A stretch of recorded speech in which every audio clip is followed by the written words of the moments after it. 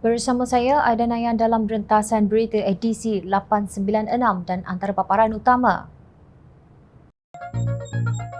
Pakatan Harapan mahu darurat ditamatkan dan Parlimen mula bersidang.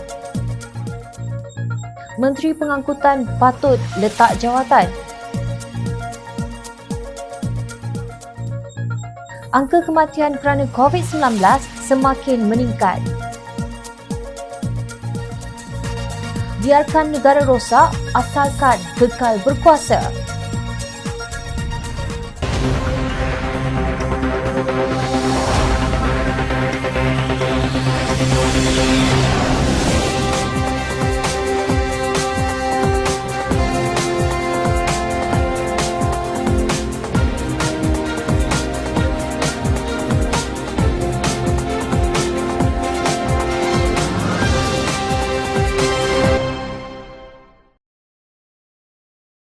Assalamualaikum dan salam sejahtera.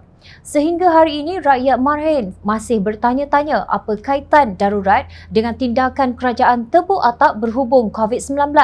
Apa yang rakyat nampak hanyalah Parlimen tidak dapat bersidang untuk membahaskan isu dan perkara yang dekat di hati rakyat menerusi wakil-wakil mereka.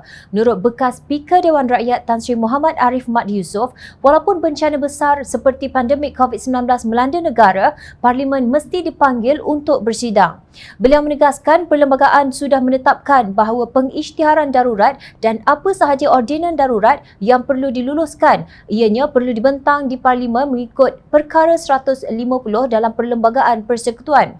Ini bukan formula kosong. Ini bermakna dari segi kerangka Perlembagaan Parlimen mesti dipanggil bersidang, tapi ianya tidak dilakukan, ujarnya. Beliau berkata demikian dalam sidang media membincangkan tentang hak rakyat dan darurat dari sudut Perlembagaan Persekutuan Negara di Facebook Next Step Malaysia pada 27 Mei lalu. Sementara itu, Majlis Presiden Pakatan Harapan melahirkan kebimbangan dengan peningkatan mendadak kes-kes positif COVID-19 di hampir setiap negeri dalam negara yang kini mencecah lebih 7,000 kes 3 hari berturut-turut.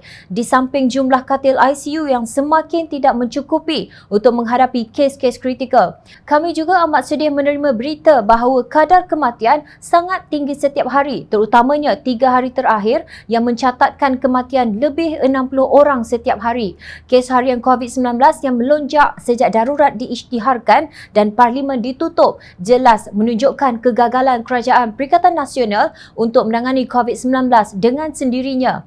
Lockdown kendiri politik ini sebenarnya bertujuan untuk menyelamatkan Kerajaan Perikatan Nasional yang kehilangan majoriti Parlimen, ujar kenyataan tersebut. Kenyataan tersebut dikeluarkan bersama oleh Presiden Keadilan Datuk Seri Anwar Ibrahim, Presiden Parti Amanah Negara Amanah Muhammad Sabu dan Setiausaha Agung DAP Lim Guan Eng. Malangnya lockdown kendiri politik ini tanpa kebertanggungjawab, ketelusan dan proses semak dan imbang telah pun memburukkan pandemik COVID-19, kata mereka. Justru dalam keadaan hampir semua ahli Parlimen telah menerima vaksin, Majlis Presiden Pakatan Harapan menggesa semua ahli Parlimen untuk bersama menuntut agar Parlimen dibuka semula. Majlis Presiden Pakatan Harapan menyeru agar kadar pemberian vaksin disegerakan, terutamanya apabila keperluan dana RM5 bilion telah pun tercapai dengan pengeluaran wang dari Kumpulan Wang Amanah Negara KWAN tanpa kelulusan Parlimen untuk kos pembelian dan pelaksanaan. Kadar pemberian vaksin Pfizer, AstraZeneca dan Sinovac masih belum mencapai kadar yang dijanjikan kerana dibelenggu pelbagai masalah termasuk isu bekalan, isu pemberian vaksin termasuk dos vaksin AstraZeneca yang tidak mencukupi serta isu pendaftaran yang amat menyukarkan rakyat. Sungguh pun 70 juta ringgit telah pun dibelanjakan untuk sistem laman web. Susulan itu, Majlis Presiden menggesa bahagian Regulatory Farmasi Negara NPRA untuk mempercepatkan kelulusan vaksin Sinopharm, Sputnik V dan Moderna agar sasaran imunisasi kelompok dapat dicapai dengan lebih pantas. Ini memandangkan vaksin Sinopharm telah menerima kelulusan World Health Organization dan Sputnik V serta Moderna telah mula digunakan di pelbagai negara. Sejak darurat berkuat kuasa pada 11 Januari 2021 hingga ke hari ini, walaupun diberi kuasa penuh untuk melakukan segala ikhtiar dan upaya, namun berdasarkan data data dan bukti sedia ada, jelas kuasa darurat ini tidak berjaya mengekang penularan wabak COVID-19. Sebaliknya, keadaan menjadi jauh lebih serius. Kerajaan Perikatan Nasional telah pun gagal, tegas Majlis Pakatan Harapan. Setakat 27 Mei 2021, terdapat 7,857 kes baharu COVID-19 dengan jumlah keseluruhan kes sebanyak 541,224. Kini jangkitan bagi setiap juta penduduk, Malaysia mengatasi India sejak Sabtu lalu berdasarkan data yang dikumpulkan oleh Our World in Data. Bagaimanakah peperangan melawan COVID-19 ini dapat dimenangi jika sekiranya pihak kerajaan sering mengambil pendekatan yang salah tetapi enggan menerima teguran? Apa yang kerajaan tepuk atap ini lakukan langsung tidak mencerminkan semangat demokrasi berparlimen dan dengan angkuh memperjudikan nyawa rakyat semata-mata kerana takut berhadapan dengan pembangkang.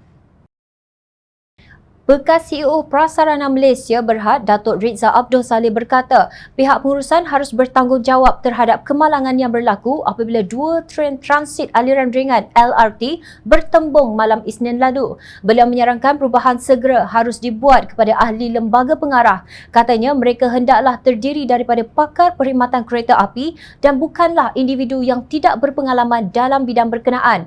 Beliau tidak setuju bahawa hanya pemandu tren yang patut dipersalahkan. Menurut beliau adalah normal untuk sebuah tren yang sedang berehat dikendalikan secara manual untuk masuk ke trek sebelum dibat semula untuk kembali ke mod operasi kereta api automatik atau lokasi kereta api dalam mod atau boleh dilihat pada layar di pusat kawalan. Macam mana seorang pemandu tren boleh memandu ke arah lain? Soalnya dipetik Free Malaysia Today. Beliau berkata seorang pemandu tren hanya akan mengikut arahan pusat kawalan dan memberikan maklum balas mereka. Pasukan petugas juga perlu bertanya sama ada pusat kawalan melakukan kesilapan kerana membenarkan tren auto bergerak seperti biasa walaupun mengetahui ada sebuah tren dalam mod manual sedang dalam proses masuk semula.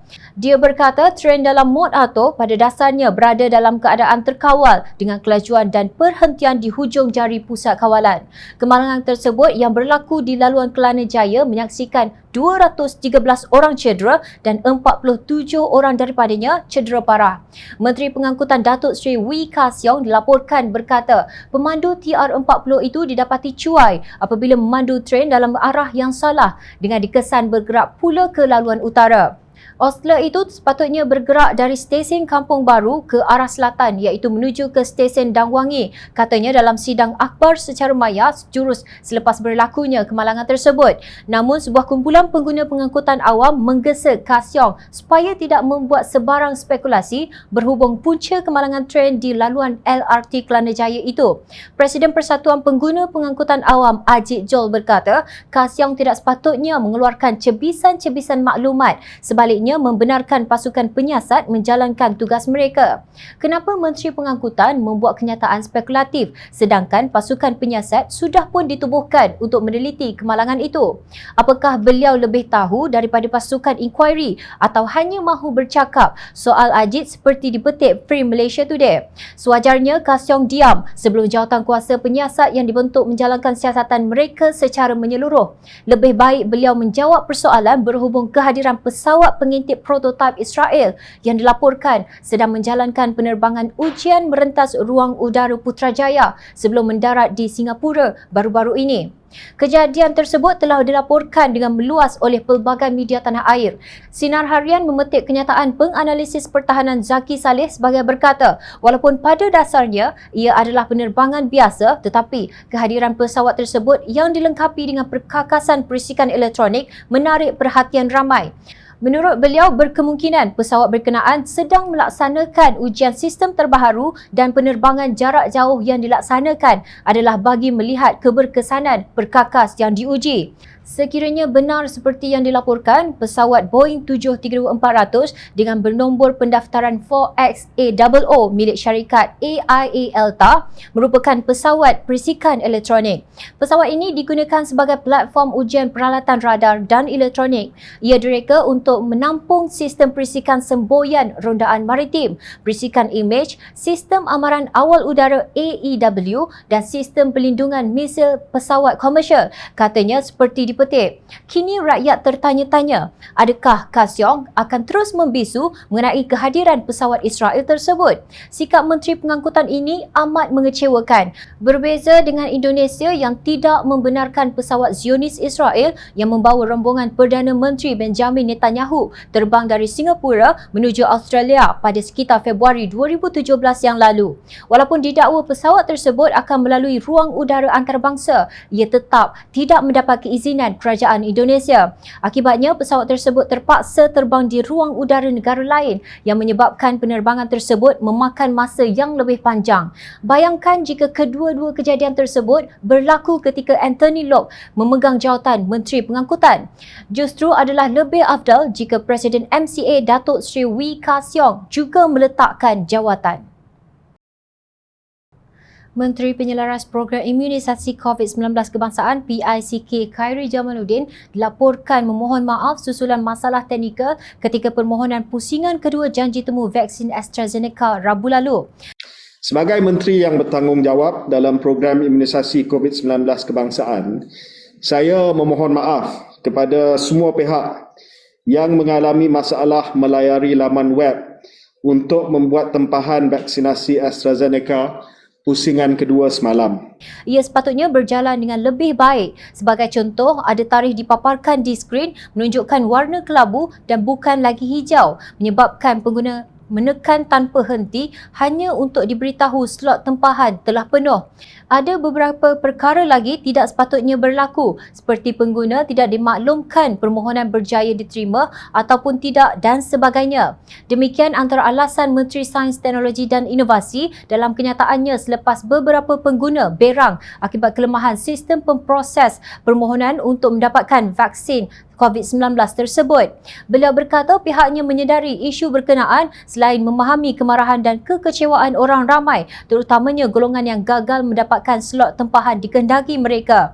Badan Bertindak Imunisasi COVID-19 CITF memandang serius perkara ini dan selepas tempahan ditutup semalam, kita telah memulakan siasatan berkenaan punca masalah serta kelemahan sistem diguna pakai. Kini siasatan sedang dilaksanakan dan diketuai Unit Permodenan Tadbiran dan Perancangan Pengurusan Malaysia mampu bagi mengenal pasti dan mengatasi masalah terbabit untuk tindakan seterusnya, katanya. Selain masalah sistem yang hampir, timbul juga dakwaan berlaku insiden dua penerima vaksin yang mendapat dos kurang daripada 0.5 ml.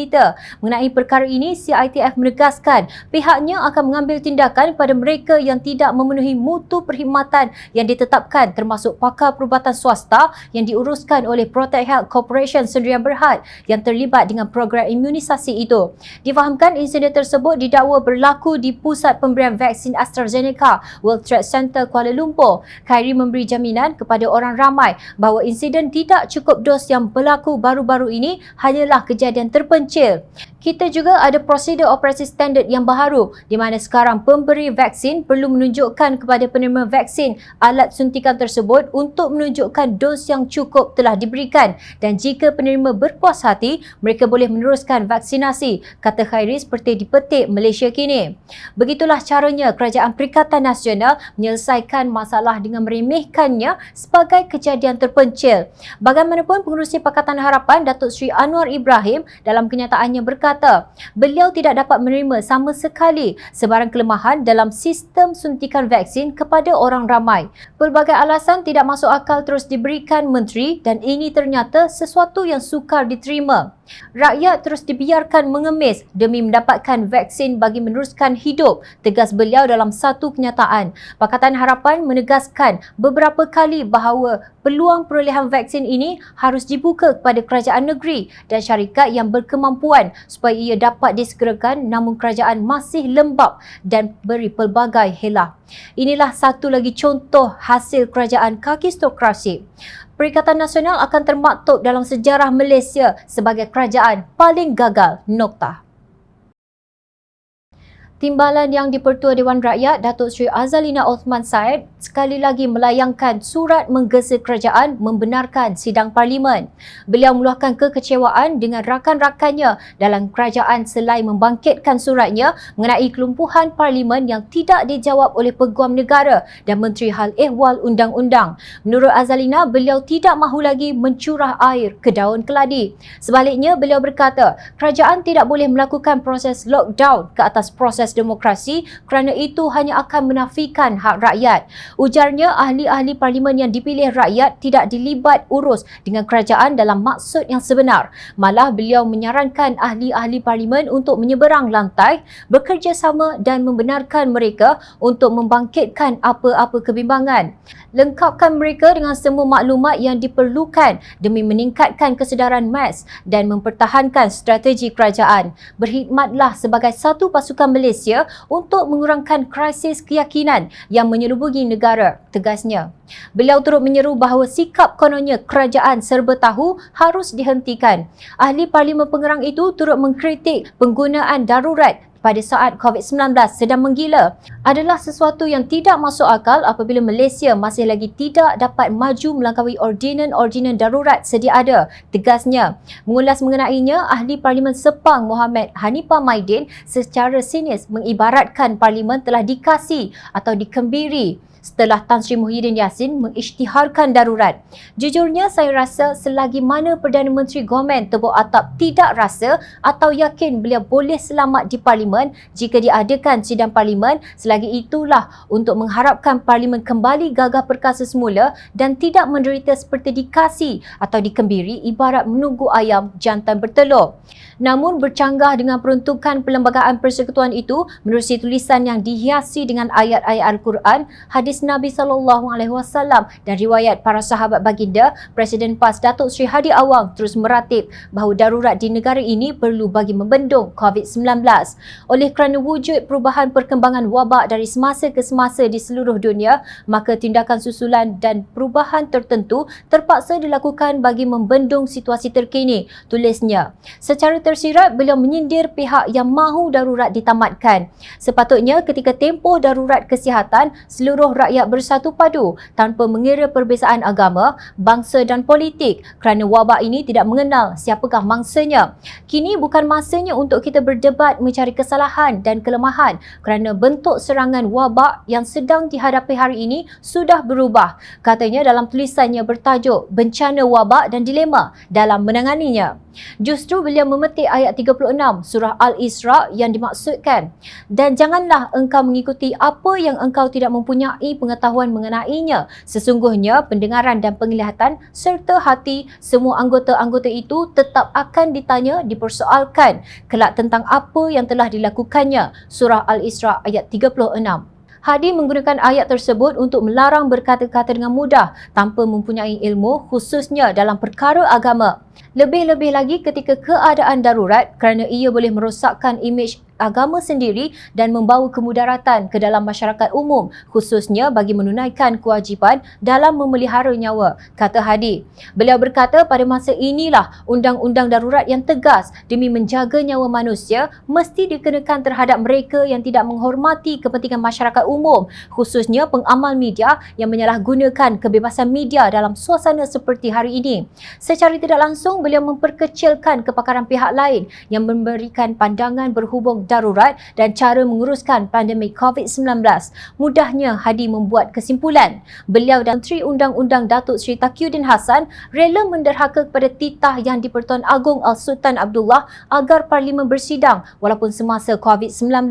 Seperti kata pengarah komunikasi amanah bahawa Muhyiddin sebenarnya jahat kerana kebodohan itu dibuat-buat, buat-buat bodoh, buat-buat tak nampak, ekonomi rosak, negara rosak.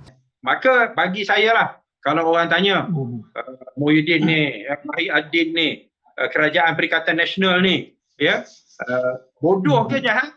Ya, jawapan saya jahat, ya. Pasal kebodohan itu dibuat-buat, ya, buat-buat bodoh, ya? Buat-buat tak nampak, ya, ekonomi rosak, negara rosak. Menurut Khalid, pemotongan bilangan kaki tangan kerajaan dan swasta yang bertugas boleh menyebabkan kesilapan dan kemalangan. Yang penting mereka kekal berkuasa, kata Khalid. Sudah terlambat bagi Azalina untuk mencari solusi kepada krisis keyakinan rakyat terhadap kerajaan tebuk atap ini. Tulisan berhias ayat-ayat Al-Quran dan hadis dilihat seperti menunggang agama demi kuasa. Masakan kita mahu penerusan kerajaan yang menyusahkan dan jahat. Ingatlah, rakyat sentiasa memerhati. Teruskan bersama kami di Jom Channel dan layari portal jomchannel.net untuk mendapatkan berita politik tanah air. Saya Aida Nayan, terima kasih. Assalamualaikum dan salam sejahtera.